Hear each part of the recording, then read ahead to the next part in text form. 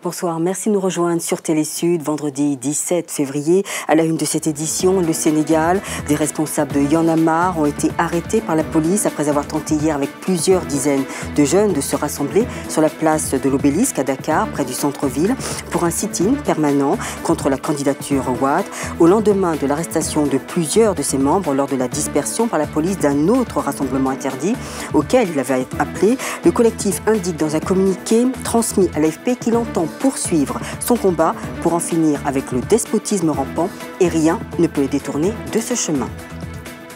Nouvel épisode dans l'affaire des biens mal acquis. La justice française a mené mardi une perquisition dans l'appartement du fils du président de la Guinée équatoriale, Théodorin Obiang, appartement situé avenue Foch, l'une des artères les plus luxueuses de Paris, à 2 pas des Champs-Élysées. Les enquêteurs parlent d'une véritable caverne d'Ali Baba, menée par les policiers de l'Office central pour la répression de la grande délinquance financière et les magistrats en charge du dossier.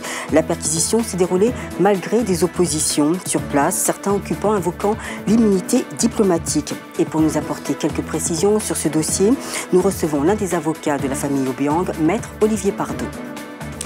Un incident s'est produit à la frontière Bénin-Nigeria, plus précisément au poste de douane avancé d'Igolo, qui a été incendié à la suite d'une altercation entre Béninois et Nigérians. D'après des sources bien informées, un citoyen nigérian aurait été violenté par l'un des assistants de police en poste à la frontière du côté béninois. Et je vous le disais en titre, au Sénégal, 3 leaders du collectif de jeunes artistes Y'en a marre ont été arrêtés hier à Dakar alors qu'ils tentaient de participer à un rassemblement interdit par le gouvernement sur la place de l'Obélisque, un sit-in permanent contre la candidature du président Abdoulaye Wade au scrutin présidentiel du 26 février. Et pour le collectif Y'en a marre, toutes les déclarations nécessaires à la tenue de leur rassemblement ont été déposées auprès des autorités compétentes. Reportage Gane Diouf. La place de l'Obélisque, c'est lieu devenu emblématique de la contestation des Sénégalais vis-à-vis du régime du président Abdoulaye Wade. Jeudi 15h, seule la presse est sur les lieux, quadrillée par un énorme dispositif policier. Les membres du mouvement citoyen Y'en a marre ne sont pas encore là, comme prévu, pour une manifestation non autorisée. Quelques heures auparavant, le ministre de l'Intérieur s'était montré ferme par rapport au rassemblement en cette période électorale. On ne peut pas se lever un beau matin et annoncer qu'on va tenir une réunion sur la voie publique ou un rassemblement sans saisir l'autorité administrative chargée donc de veiller à l'ordre public et à la sécurité publique. Dès leur arrivée, 1 minute d'explication vaine. C'est le début des arrestations et des échauffourées avec les forces de sécurité. La suite, c'est des pneus brûlés, des courses-poursuites entre policiers et manifestants dans les rues de plusieurs quartiers de Dakar. Au moment où nous voulons faire la marche, ils sont venus, ils nous ont dit que donc le ministre a refusé notre autorisation et le préfet aussi a refusé notre autorisation. Est-ce qu'on vous a brutalisé? Si, ils ont tiré des balles. Vous avez vu, vous les journalistes, vous étiez là-bas à la place de l'Obélisque, au moment où les policiers tiraient des balles sur nous. Après l'échec de leur opération Fanan qui consistait à passer la nuit à la place de l'Obélisque, Y'en a marre veut adopter de nouvelles stratégies de lutte pacifique. À l'instar des membres de l'opposition et de la société civile, ces jeunes protestent contre un 3e mandat du président Wade, candidat à la présidentielle du 26 février. Et je vous le disais en titre, une perquisition de grande ampleur a été menée mardi dernier dans l'appartement du fils du président de la Guinée équatoriale, au 42 avenue Foch, à Paris, dans le cadre de l'affaire dite des biens mal acquis. Les biens de la famille Obiang sont particulièrement visés par les enquêteurs. En septembre dernier, plusieurs véhicules de luxe, dont cette Ferrari appartenant à la famille du président équato-guinéen, avaient été saisis au domicile du dirigeant africain. Malgré une plainte déposée en 2008 par Transparency International France, Le fils du président Obiang, Théodorin Obiang, avait acquis des œuvres d'art lors de ventes de la collection d'Yves Saint-Laurent et de Pierre Berger en février 2009 pour 18,35 millions d'euros. La cellule anti-blanchiment de Bercy souligne que ces biens ont été payés par la Somagui Forestale, société forestière sous contrôle de Théodorin Nguema Obiang, ministre de l'Agriculture. Et pour nous expliquer les tenants et les aboutissants de l'affaire dite des biens mal acquis, nous avons invité Maître Olivier Pardo. Bonsoir. Maître. Alors Maître, merci d'avoir accepté notre invitation. Alors quels sont les motifs de cette perquisition et ces saisines en cours? D'abord, je voudrais rectifier ce que vous avez dit. Oui. Parce que ce que vous avez dit, c'est la désinformation qui est organisée par des associations qui sont pour le moins douteuses. Et je vais vous dire pourquoi. Vous voyez, vous dites que c'est l'appartement de monsieur Théodorin Obiang. C'est inexact. Ce sont des biens qui appartiennent à l'État équato-guinéen. Ce sont des lieux où se trouvent des missions diplomatiques. Et madame, il y a une règle qui vaut pour tous les pays du monde, européens comme africains. On ne pénètre pas dans un bâtiment qui est protégé par l'immunité diplomatique. Et pourtant, c'est ce qui s'est fait. À se demander s'il y a en quelque sorte deux droits internationaux. L'un pour les pays européens qui pourraient se permettre de faire ce qu'ils veulent, et l'autre pour les pays africains qui devraient subir. Voyez-vous, ce que vous présentez comme étant une réalité est inexact. Il est inexact parce que c'est le travail pernicieux qui a été fait par des associations et, au fond, personne ne connaît ce qu'il y a dans le dossier d'instruction. Et pourtant, les informations qui sont distillées sont fausses. Ce qui s'est passé depuis mardi est gravissime. Et en plus, ça, on marche sur la tête. Enfin, la Guinée équatoriale dit c'est un bâtiment qui nous appartient. Les meubles que vous prenez nous appartiennent. Et qu'est-ce que disent les associations? On veut rendre ça à l'État équato-guinéen. Mais qu'ils arrêtent de faire cela, puisque c'est à l'État équato-guinéen. Et pourtant, Maître Pardo, le Quai d'Orsay a réagi justement à vos propos, puisque vous dites que cet immeuble appartient à l'État équato-guinéen et non à la présidence. Et ils disent, le Quai d'Orsay, cet appartement relève du droit commun. Alors je vous réponds, et je vous donne une information. D'abord, voyez-vous, en droit français, au-dessus des lois françaises, il y a les conventions internationales. Et il y a une convention internationale qui s'appelle la Convention de Vienne, qui protège les bâtiments sur lesquels il y a des activités diplomatiques. Eh bien, cette Convention de Vienne dit que dès lors que l'État déclare que c'est un bâtiment diplomatique, à ce moment-là, il bénéficie de l'immunité. Que dirait la France si, en Guinée équatoriale, on faisait à l'intérieur de l'ambassade, à l'intérieur de missions diplomatiques, des perquisitions en enlevant tous les meubles? C'est une sorte de crachat au visage de l'Afrique, ce qui est en train de se passer, et je pèse mes mots. Alors, dans cette affaire, justement, on parle de détournement de fonds publics. Alors, que risque Théodorin Obiang? Est-ce qu'il bénéficie de l'immunité diplomatique? Mais M. Obiang est ministre d'État. Oui. Il n'est pas dans la procédure à l'heure actuelle.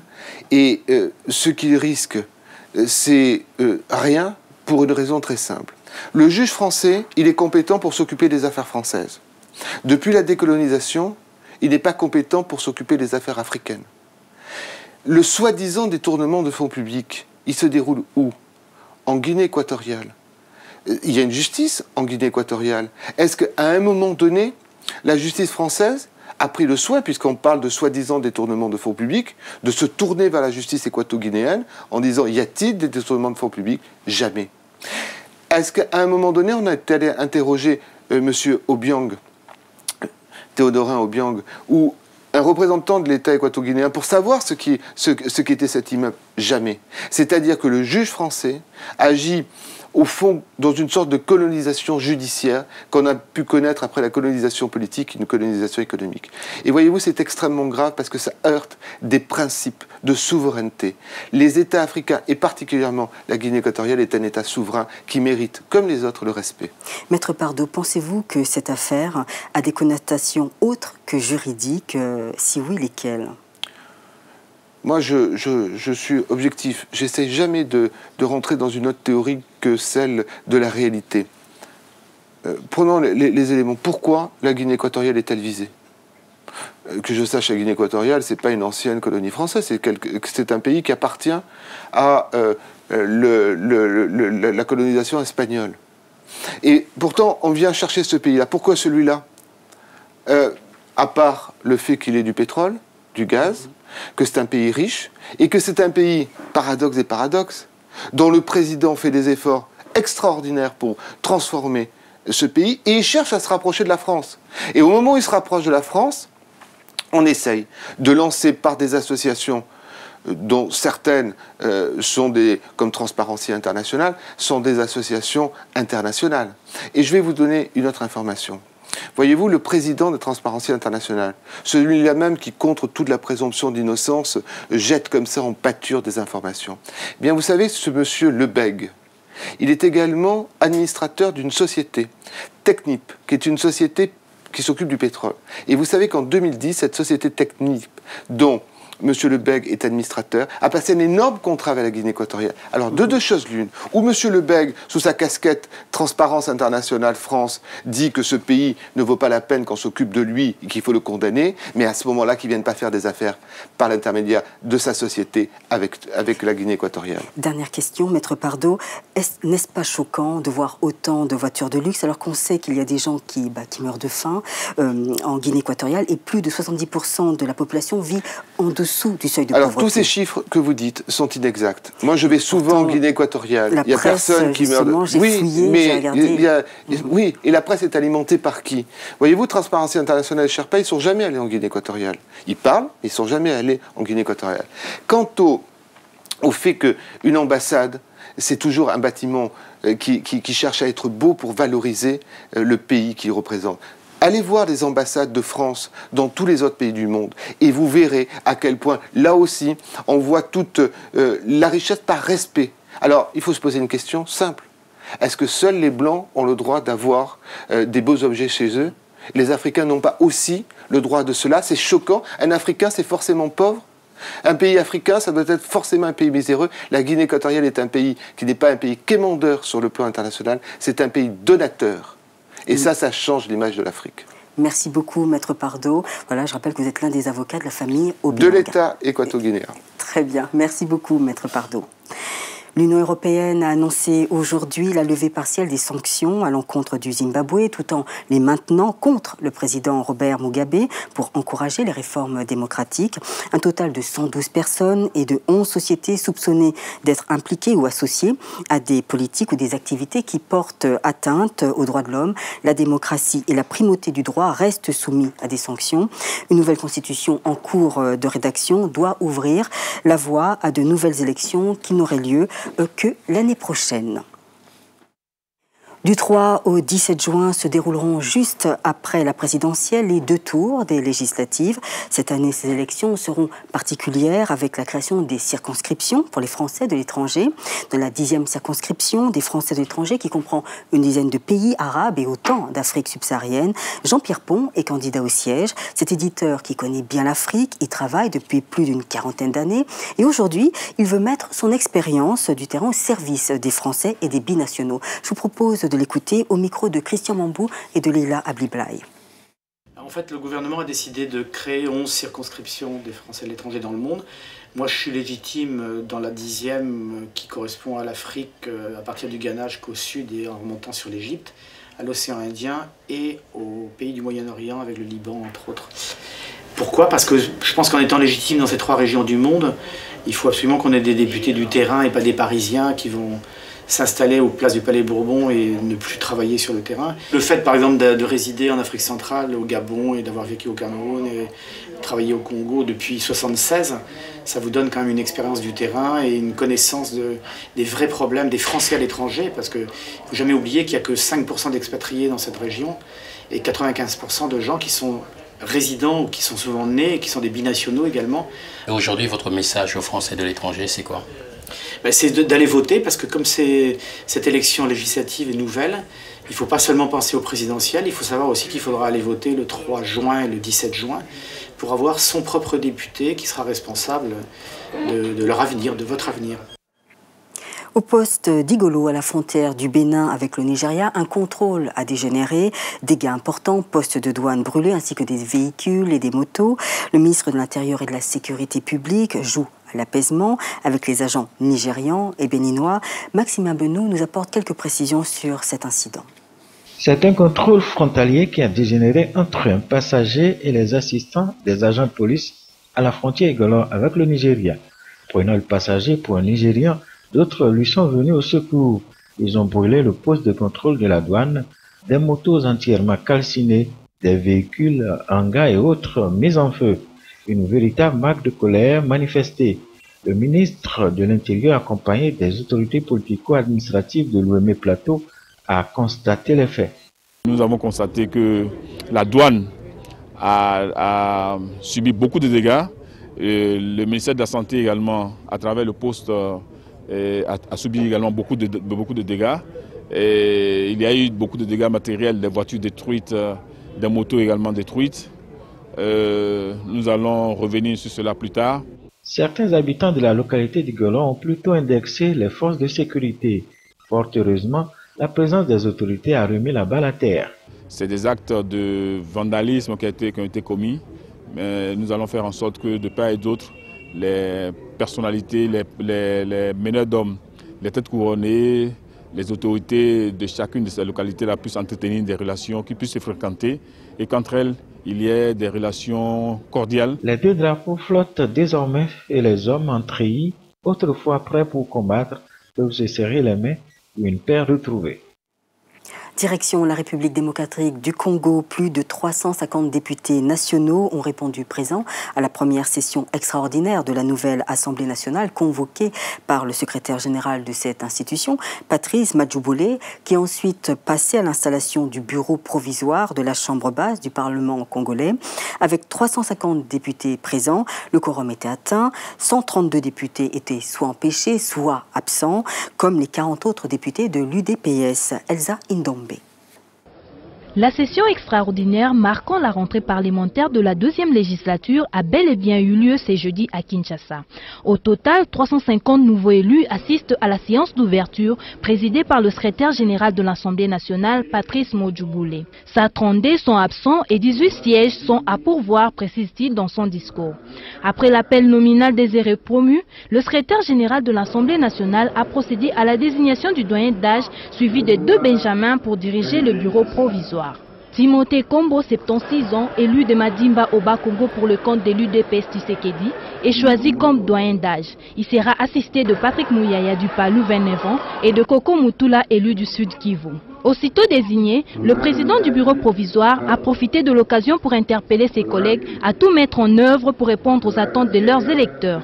Les Congolaises et Congolais qui nous ont élus attendent de nous le changement dans notre manière de nous comporter. La composition du bureau provisoire a fait l'affaire de la majorité présidentielle et des autres députés nationaux qui ont salué le courage de l'élu de Madimba qui visiblement a choisi de se présenter alors qu'aucun autre élu de l'UDPS ni des partis alliés n'ont pris part à cette cérémonie. Plus de 2000 personnes ont défilé cet après-midi dans la capitale gabonaise pour féliciter le président Ali Bongo Ondimba pour la réussite de la Coupe d'Afrique des Nations. Une initiative de la mère du président gabonais et l'Union des femmes du PDG, c'est le parti au pouvoir. Si certains Gabonais ont douté de la réussite de la CAN 2012, aujourd'hui la bonne organisation est vivement saluée par tous, une fierté nationale. Reportage Joël Tatou, Maurice Munkoro. Des associations de femmes, de jeunes et de groupes scolaires en liesse à Libreville. Plus de 2000 personnes étaient dans les rues de la capitale gabonaise cet après-midi pour féliciter le président pour la réussite de la CAN qui vient de se terminer. Nous faisons une marche de soutien pour la victoire de la CAN, pour initier l'initiative du président de la République. Il a initié la CAN au Gabon et ça a réussi. C'est pour ça que nous marchons pour soutenir notre fils. Les manifestants se disent fiers d'être gabonais. La CAN aura permis aux uns et aux autres d'exprimer ces sentiments comme pour exorciser les craintes d'avant la compétition. Certains Gabonais doutaient du bon déroulement de la CAN. Aujourd'hui, c'est de l'histoire ancienne.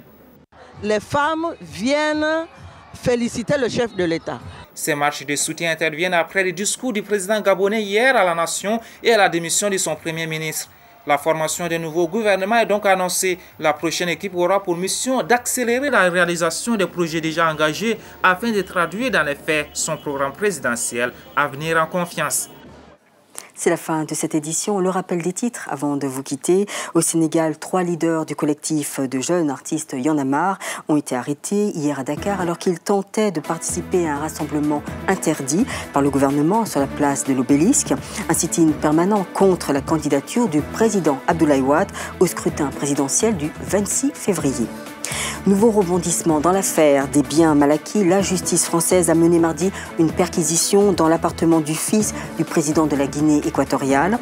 Appartement situé avenue Foch, près des Champs-Élysées. La Guinée équatoriale a exprimé hier sa totale indignation devant ce qu'elle estime être une illégitime persécution après la perquisition. Elle est saisie depuis 3 jours à Paris au domicile de Théodora Obiang, le fils du président de la Guinée équatoriale. L'un des avocats de la famille Obiang et maître Olivier Pardo était avec nous sur le plateau pour nous apporter des détails sur cette affaire dite des biens mal acquis. Et puis au Bénin, des civils nigérians ont tiré sur des douaniers et policiers béninois à la frontière d'Igolo. Le poste de douane du Bénin a été brûlé ainsi qu'une partie du poste de douane du Nigeria. D'après des sources bien informées, un citoyen nigérian aurait été violenté par l'un des assistants de police en poste à la frontière du côté béninois. Merci de nous avoir suivis. Prochain rendez-vous avec l'info, c'est demain avec le JT du week-end tout en images. Et puis dès lundi, vous retrouvez Nidia Paliakara à cette même place à 21h pour une nouvelle édition. Et puis au programme ce soir, n'oubliez pas votre revue de presse après le JT. Et puis après cette revue de presse, le JT Sport présenté par notre homme national, Ahmed Parezo. Merci beaucoup de votre fidélité. Au revoir, bon week-end et reposez-vous bien.